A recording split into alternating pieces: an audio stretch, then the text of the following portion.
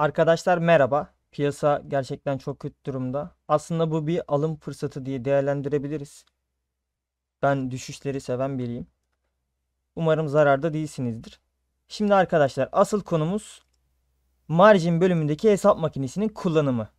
Bakın buraya geldiğimizde marginde şurada hesap makinesi var arkadaşlar. Hesap makinesine girdiğimizde karşımıza 3 tane seçenek çıkıyor. PNL, hedef fiyat ve likidasyon fiyatı. PNL'den başlayalım. İlk başta PNL nedir arkadaşlar? PNL tahmini kar ve zarar demek. Yani biz buradan ne kadar kâra girip ne kadar zarara gireceğimizi hesaplayabiliyoruz. Şimdi bu nasıl hesaplanıyor bakalım. İlk başta burada paritemiz var. BTC USDT paritesindeyim ben. Bunun üzerinden anlatım yapacağım. Burada çapraz ve izoleyi seçebiliyoruz hangi durumda olduğumuza göre. Ben çapraz üzerinden anlatım yapacağım.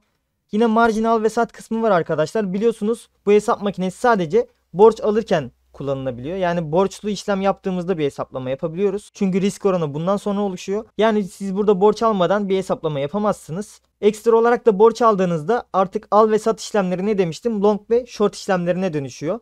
Long demek aldığınız varlığın değeri arttıkça para kazanıyorsunuz. Yani kâra geçiyorsunuz. Sat da arkadaşlar aldığınız varlık değer kaybettikçe para kazanıyorsunuz. Yani short işlemi olmuş oluyor.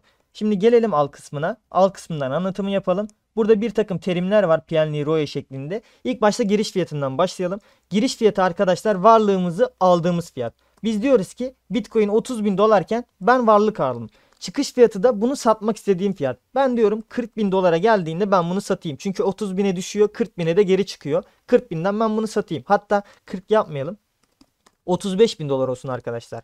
30'a düşüyor. Ondan sonra 35'e de çıkma ihtimali var. Ben 30'dan alayım, bunu 35'ten satayım diye düşünüyorum. Şimdi başlangıçtaki tutar kısmı var. Burada tabii ki Türkçe terim karşılığı yanlış yazılmış. Başlangıçtaki tutar aslında şu demek arkadaşlar. Sizin margin bölümünüze transfer ettiğiniz ana bakiyeniz. Yani sizin sadece kendinizin olan bakiye. Biz diyelim ki 50 dolar bakiye transfer ettik margin bölümüne, çapraz marjine. Borç alınan tutarsa ne kadar borç aldığınız. Yani siz gidip de 50 dolar bakiyeli 200 dolar borç aldıysanız borç tutarına buraya 200 yazacaksınız. Toplamda siz işlem yaparken 250 dolarlık işlem yapıyorsunuz. 50 doları sizin, 200 dolar da borç. Toplamda 250 dolar bakiye kullanacaksınız. Bu şekilde hesaplanıyor arkadaşlar. Hesaplaya bastığımızda karşımıza bir PNL bir de ROE çıkıyor. PNL neydi arkadaşlar? Bizim tahmini kar ve zararımız. Yani biz 30 bin dolardan Bitcoin aldık ve 50 dolarlık değil 250 dolarlık Bitcoin almış olduk arkadaşlar. Yani biz 30 bin dolardan 250 dolarlık, bakın 50 doları benim, 200 doları da borç, Bitcoin aldığımda 35 bin dolardan satarsam 41.67 dolar kar elde edeceğim. Yani 250'nin üzerine 41.67. Bunun 200'ü borç, 200'ü sallayın arkadaşlar. 91.67 dolar ana bakiyem olmuş olacak totalde. Bakın hemen burada ROE kısmı var. Fark ederseniz 200 doları hiçbir şekilde buraya eklememiş. Çünkü zaten bu tahmini kar ve zararımın ROE oranı. Yani ana bakiyem %83.34 artmış olacak. ROE'nin anlamı bu. Ana bakiyenizin yüzdelik olarak ne kadar artacağını gösteriyor size. Hedef fiyat kısmına geldiğimde burada zaten ROE üzerinden hesaplama yapıyor. Yani ROE tekrar neydi hatırlatalım. Ana bakiyenizin yüzdelik olarak ne kadar artıp azalacağını hesaplamanıza yarıyor. Hemen onu da böyle göstereyim arkadaşlar. Mesela 30 bin dolardan girelim yine. 30 bin dolardan Bitcoin alıyoruz. Benim başlangıçtaki varlığım arkadaşlar 50 dolar. Borç miktarımda ne kadar? 200 dolar borç aldım diyelim yine. Diyor ki arkadaşlar ana varlığınız ne kadar artsın? Ben de diyorum ki arkadaşlar varlığım 2 katına çıksın. Yani 50 dolarım 100 dolar olsun. %100 varlığım değer kazansın. Bu şekilde hesaplaya bastığımda bana diyor ki sen 30 bin dolardan almışsın. 36 bin dolara çıkarsa bu senin varlığının fiyatı 2 katına çıkacak. 36 bin dolar. Hemen PNL'den bunu hesaplayalım. Bakın 30 bin dolardan girişimizi yapalım. 36 bin dolardan da çıkışımızı yapalım. Başlangıçtaki tutar 50 dolarım var. Yani ana bakiyem 50 dolar. 200 dolar da borç aldım. Hesapla dediğimde bakın 36 bin dolardan pozisyonu kapatırsam 50 dolar kazanmış olacağım. 50 dolarda kendi bakiyem vardı. Yani totalde ana bakiyem 100 dolar olmuş olacak. Tamamen mantığı bu şekilde arkadaşlar. Hedef fiyatla bunun kullanımı bu şekilde. Tekrardan bir hesap yapalım. Yine 30 bin dolardan girelim arkadaşlar. Yine 50 dolar bakiyemiz olsun. Bu sefer de 100 dolar borç alalım.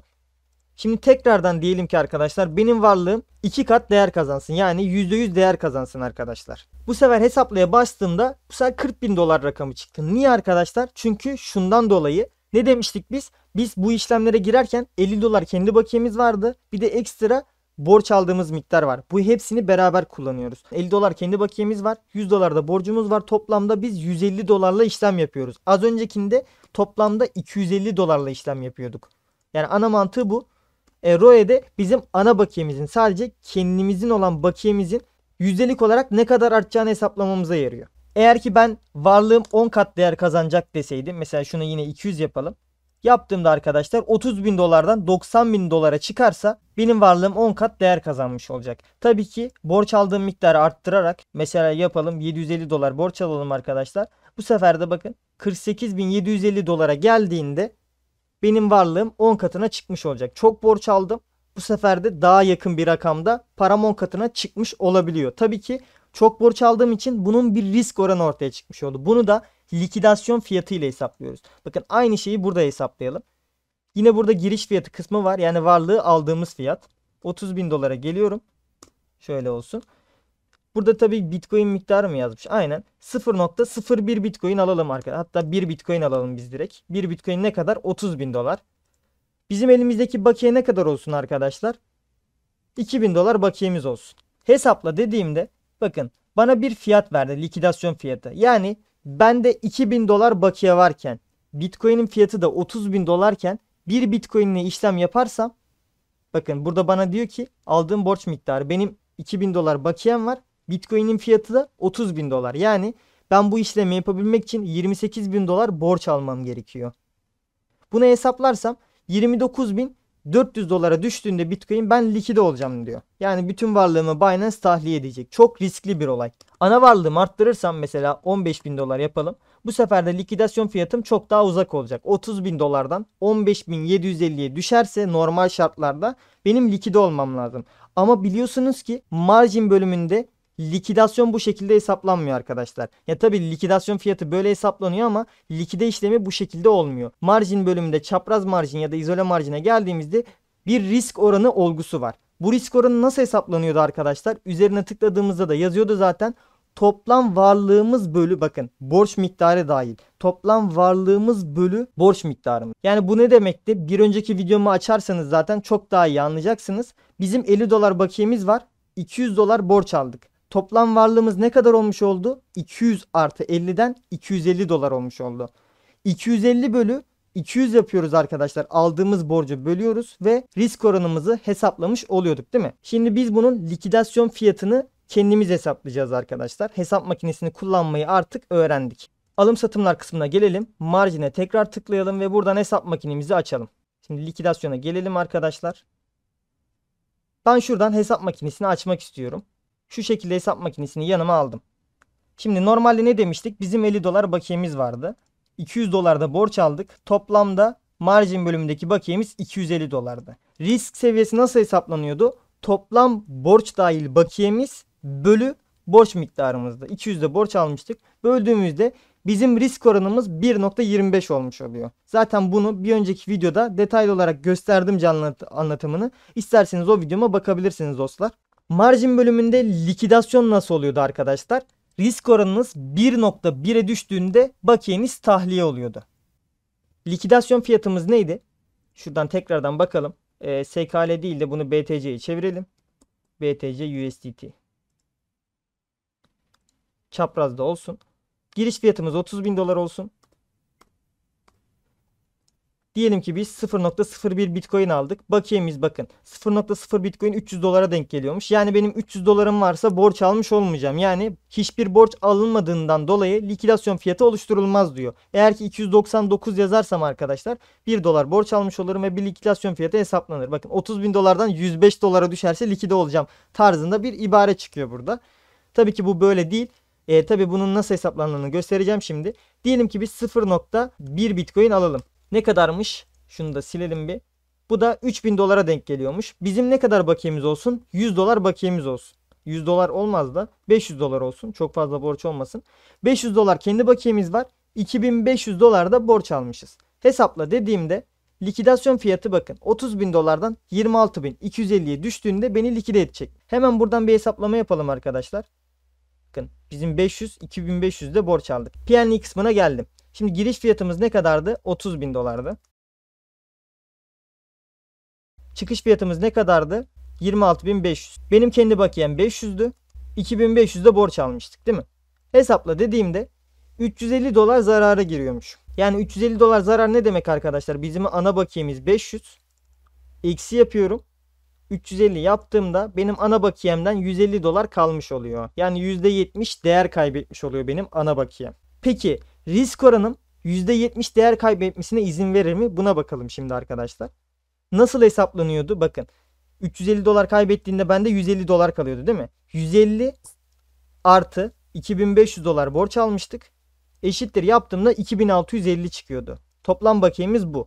Yani 2650 dolara indiğinde bende normalde kalması gereken toplam bakiye 2650 dolar borç dahil. Böldüğümüzde ne kadar borcumuz vardı? Bölü 2500 yapıyorum arkadaşlar. Bakın risk oranım 1.06 çıktı. Biz ne demiştik? Risk oranımız 1.1'e düştüğünde tahliye oluyordu. Yani bu 2650 dolara gelmeden ben likide olmuş oluyorum. Yani ne demek oluyor arkadaşlar? Burada gördüğünüz likidasyon oranı en geç olacak olay. Yani buradaki fiyatın daha üstünde likide olacaksınız demek. Hemen biz gerçekten hangi fiyattan likide olacağımızı hesaplayalım. Nasıl hesaplayacağız bunu? Biz bunu 1.1 yapıyoruz. Yani en düşük likidasyon fiyatımız bu olacak. Çünkü 1.1'e düştüğünde risk oranı likide olacağız ya. Bundan dolayı 1.1'i yazıyoruz. Çarpı yapıyoruz. Ne kadar borcumuz var? 2500 dolar değil mi? Eşittir dediğimizde bizde toplam bakiye olarak 2750 doların kalması gerek. Bunun ne kadarı borçtu? 2500'ü borçtu. Yani benim elimde 250 dolar bakiye kalması gerekiyor. Ana bakiyem %50 değer kaybetmesi gerekiyor ki likide olayım. Bu anlama geliyor arkadaşlar. Şimdi bunun hesaplamasını yapalım arkadaşlar. Benim elimde 250 dolar kalacak şekilde bir hesaplama yapmam lazım. Ana bakiyem 500'dü, 250 dolara düşmesi gerekiyor. Bunu nasıl hesaplarız? Hemen şöyle bakalım. 30 bin dolara geldiğimizde arkadaşlar 30 bin değil mi? Aynen. Çıkış fiyatımız 26.500 olduğunda normalde beni likide etmesi gerekiyormuş. Ne kadar? 500'dü ve burası da 2500'dü. Baktığımda 350 dolar kaybediyor. Bende 150 dolar kalıyor. Bakın. Burası eksi 250 yazması lazım. Bunu buradan hemen hesaplayalım. Tabii daha farklı hesaplama yöntemleri var. Ama bu kafanızı karıştırabilir. Bakın 28.500 de fazla oldu. Bunu 28.000 yapalım. Olmadı. 27.500 o zaman. Fiyat 30.000 dolardan 27.500'e düştüğünde ben likide olacağım. Halbuki likidasyon fiyatını hesapladığımızda ne çıkıyordu? 26.500. Arada 1000 dolar fark var arkadaşlar. Hatta şöyle söyleyeyim size. Siz bu işlemi açtığınızda size Binance tarafından saatlik faiz ödetiliyor arkadaşlar. Bundan dolayı bakın ben bu hesaplamalarda faizi hesaplamadım bile. Margin risk seviyeniz 27.500'e düştüğünde 1.1 olmayacaktır. Muhtemelen bu 28.000 ya da 28.500'lerde falan risk seviyeniz 1.1'e düşecektir. Hesaplamasını bu şekilde yapabilirsiniz dostlar. Şimdi tekrardan biz hesaplama yapalım. Bakın 28.500'e geldiğinde margin risk seviyemiz ne oluyormuş? Hatta biz bunu şöyle yapalım. 27.500'den net hesaplayalım. Faiz hariç. Bakın ödediğimiz faiz hariç. Hesapla dediğimde 250 dolar zarara sokuyor beni. Hemen şuradan açtım hesap makinemi arkadaşlar. Başlangıç bakiyemiz ne kadar? 500. Artı 2500 de borç aldık. Eksi olarak da 250 dolar bu fiyata indiğini varsayıyorum. 250 dolar da zararımız var. Eşittir dediğimde elimde 27.500 dolar var. Bölü yapıyorum. Çünkü bu bizim total kalan bakiyemiz. Biliyorsunuz nasıl hesaplandığını. Tekrar söylüyorum. Hala nasıl hesaplandığını bilmiyorsanız bir önceki videoma bakmanızı tavsiye ederim dostlar. Bölüye bastım ve ne kadar borcumuz vardı? 2500 borç almıştık çünkü. Eşittir dediğimde bakın margin risk oranının 1.1'i bulmuş olduk. Bu risk oranı 1.1'e düştüğü için biz likide olacağız arkadaşlar. Yani 27.500'de biz likide olmuş oluyoruz çoktan. Likide olmamak için bunu 1.1'in üstünde tutmamız gerekiyor. 1.11 yapalım. Çarpı ne kadar borcumuz var? 2500 eşittir dediğimde elimde benim 2775 dolar kalması gerekiyor. En kötü. Eksi yapıyorum arkadaşlar. Bunun ne kadarı borç? 2500 borç. Yani 250 dolar değil de benim 275 dolar bakiyem kalması gerekiyor. Yine şöyle eksi 500 yapalım. Şuradaki zararın eksi 225 olması gerekiyor. Likide olmamam için. Bunu da nasıl yaparız? Şunu 750 yaparsak olur mu? Aynen. 27.750 dolarda ben likide olmam. Buradan dönerse büyük bir ihtimalle diyorum. Çünkü bunun faizleri falan da var. Bak faizi hesaplamadım daha dostlar. Faizi de içine katmak için Hangi coin'den borç aldığınızı bilmeniz gerekiyor. Ne kadar süre bunu elinizde tuttuğunuzu bilmemiz gerekiyor vesaire, birçok faktör var. Bunun için de burada gördüğünüz minimum, bakın 1.11'den hesaplayın. 1.1'den bile değil. 1.11'den sonra üzerine 1000 dolar daha koyun arkadaşlar. 27.750 yerine 28.750 olarak hesaplayın. Yani bakiyenizin nerede likide olacağını böyle görebilirsiniz. Şimdi tekrardan likidasyon fiyatını size göstermek istiyorum. Bakın 30.000'den girdik. 28.750'de benim likide olacağım söyleniyor. Likidasyon fiyatına girelim. Hesaplamasını yapalım. Bakın 30.000 dolardan girelim arkadaşlar. Ne kadar almıştık biz? 0.1 Bitcoin almıştık. 3.000 dolardı. 500 doları benim. Hesaplıyorum. 2.500 doları borç. Bakın 26.250 dolardan biz likide olacakmışız. Ben hatta 26.500 demiştim. 26.250'ye düştüğünde normalde likide olmam gerekiyormuş. Ama tabii ki bu iş böyle değil, artık öğrenmiş oldunuz. Ben 27.750'ye geldiğimde muhtemelen likide olacağım arkadaşlar. Bunun hesaplaması bu şekilde. Umarım sizler için faydalı bir video olmuştur. Bilgilendirici bir video olmuştur. Hoşunuza gittiyse lütfen videoyu beğenip yorum yapmayı unutmayın. Kendinize iyi bakın. Hoşçakalın.